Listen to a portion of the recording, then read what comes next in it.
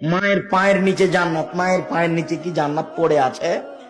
তার মানে মাকে মেনে চললে জান্নাত, এই কথা রাসূল সাল্লাল্লাহু আলাইহি ওয়াসাল্লাম বললেন।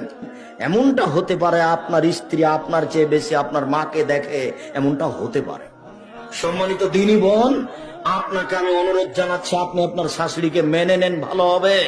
শাশুড়িকে মেনে নেন। শাশুড়ি যদি মাঝে মধ্যে বলে, আল্লাহ আমার বউটা ভালো, তুমি তাকে ভালো, তারাকে ভালো রাখিও, আপনার শাশুড়ির এই কথাটা আপনার জন্য অনেক।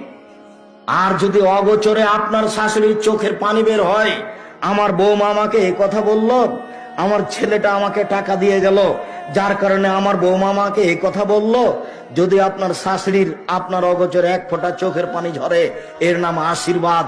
আপনার স্বামী কোটি টাকা ইনকাম করলে সংসারে শান্তি হবে না, এই কথাই ঠিক। সম্মানিত দিনী ভাই বোন, বাপ মাকে সাদরে মেনে নিতে হবে, খারাপ লাগলেও তিতে লাগলে, এ কথাই ঠিক। আপনাকে মা কিভাবে লালন পালন করেছে সেটা আপনাকে আমি দেখাতে অক্ষম, তবে আপনার ছেলেটাকে আপনি দেখলে বুঝতে পারবেন আপনার ছেলেটা আপনার কাছে কেমন, তেমন আপনি ছিলেন, তাহলে বোঝা যাবে মা কি জিনিস। আল্লাহ নবী এমনি বলেননি মায়ের পায়ের নিচে জান্নাত, মায়ের পায়ের নিচে কি জান্নাত পড়ে আছে?